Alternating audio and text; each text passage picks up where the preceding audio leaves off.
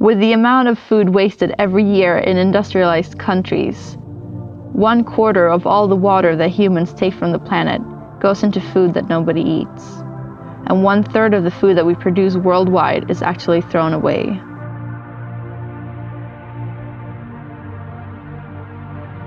Food waste is also water waste, land waste, energy waste, manpower waste, and capital waste, which leads to unnecessary emissions of greenhouse gases and contributes to the global climate change. These facts, however, shouldn't discourage us because the solution lies inside every one of us. Now we're going to focus on Sweden, in words on Anna, a 25-year-old student who lives in Stockholm.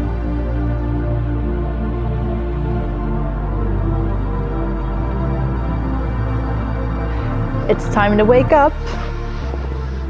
Usually as soon as she wakes up, she gets notified by newly arrived recipes by various food bloggers. Anna is a passionate foodie and we'll get to know her during our journey. Getting out of bed, Anna goes to the fridge to look for food to have for breakfast. Be aware of what you have in your fridge at home so that things doesn't get bad. That's the most difficult part. It demands a lot of person organizing structure and stuff, but like keep your fridge always clean and have an idea of what you have at home before. After having picked out her breakfast food, Anna realizes that some of the food in her fridge is about to go bad. Not wanting to waste it, Anna thinks it might be a good idea to ask her friends if they want to cook dinner together. And who knows, maybe they have some food that's close to expiring as well. Be careful with the best before date on every product. Use your taste, use your nose, mouth. Date labeling is one of the main reasons for returned and rejected food in the food chain, in both retailers and households. When we throw away food, to use the food waste. And we collect food waste in Stockholm to use for biogas productions, and many of our buses in the city runs on biogas used by food waste. Throw your food scraps into the brown paper bags instead of in the regular trash to make sure they get recycled. In all sectors, they're more afraid of losing customers than losing food. I mean, it's simply a good business idea to throw away food, and I mean that is the problem. Because it's a really bad business idea to sell out. So, I mean, food waste is not really the problem here. The problem is that we want to have certain things, like food that is available all the time, a big range of food that is available. And the consequence of that is that some of it is going to be thrown away. But we don't want to compromise with the availability here. But in the retailing sector, the big problem is that they don't throw away food because it's uneatable. They throw it away because it's unsellable. And I mean, in my perspective, that is a problem. After hearing the seminar, Anna discovers new and exciting ways to reduce food waste, and she's now heading to the cantina to have lunch. In Sweden, measurements in a number of schools in different municipalities have shown that the food left on the plate, which is then thrown away, is approximately 10% of the portion weight. Something similar can be seen in restaurants, particularly at buffets. Make sure to don't take more food than you can eat, and if you don't finish your plate, ask for a takeaway container and bring the leftovers home with you.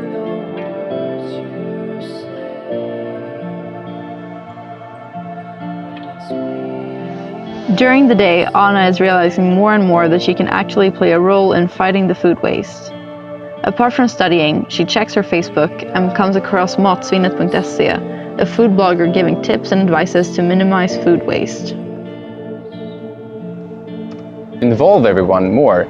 We need to talk about how it connects to climate, how it connects to our way of living today, and what does food do?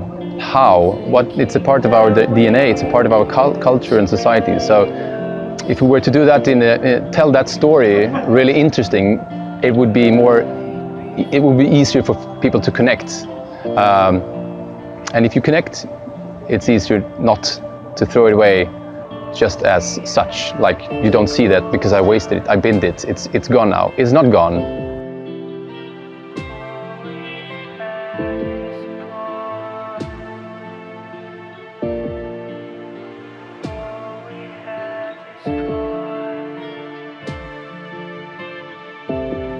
Anna's friends have told her by now that they would like to gather for a dinner tonight, and so Anna offered to go to the store to purchase all the things that they will need to make a good meal with the ingredients that they all had at home.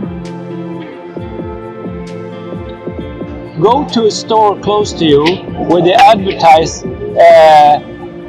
buy 3, pay for 2. You don't want that. Only buy what you need at the moment, even though you pay a little bit higher price for 2 items instead of 3 items. That is a big waste reducer. When doing the groceries, plan the menu of the week carefully to save food from the bin. Avoid impulse buys and don't go grocery shopping when you're hungry. Write a precise shopping list so you buy only what you really need. We are now seeing the dinner with Anna and her friends. The friends were supposed to bring food that would soon go bad, and everyone came through. So as we can see, rescuing food can also be a great way to socialize with your friends and neighbors. Through the conversation with her friends, Anna realizes how much she has learned in a day about food waste and that everybody can do something about it. Some things you can do is keep your fridge clean, use your senses over the best before date, make sure you don't take more food than you can eat at a buffet, make a meal plan so you only buy food that you really need, cook your leftovers instead of buying new groceries. These may sound like small actions, but they build up to make a huge difference.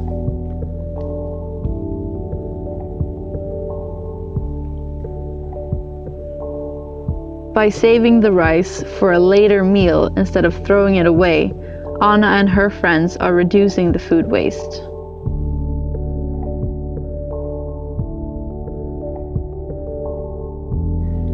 Anna showed us that we cannot be perfect every day, but everyone has the potential of becoming a game changer. Be inspired from every little detail that surrounds you.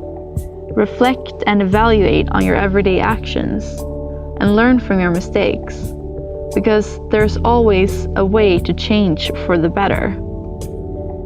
It always starts with you, with your actions, and with your contribution.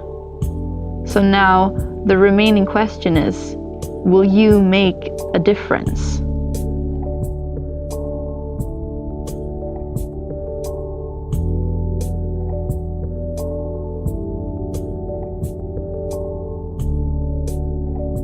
So in a way, if you have a lot of money, you think you could waste food because your relation with the food is in terms of money. Yeah. But in fact, money is only a way to get the food. If there was no food, money wouldn't be of any use. So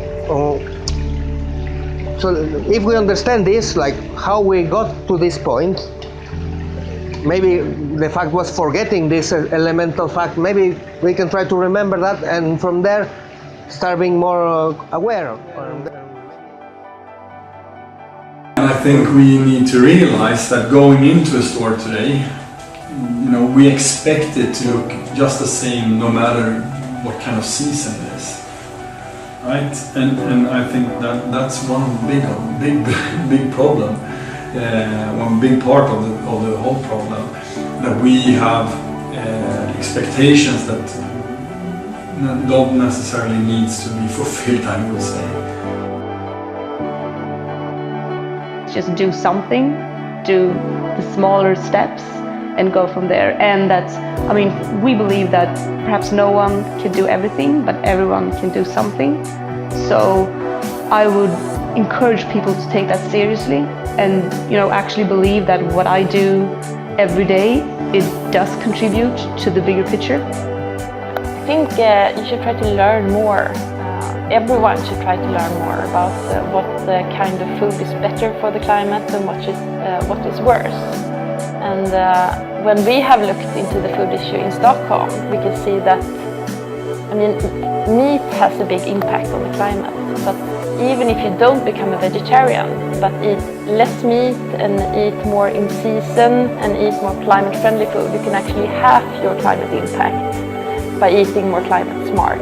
And then you don't even have to become a vegan or vegetarian to do that.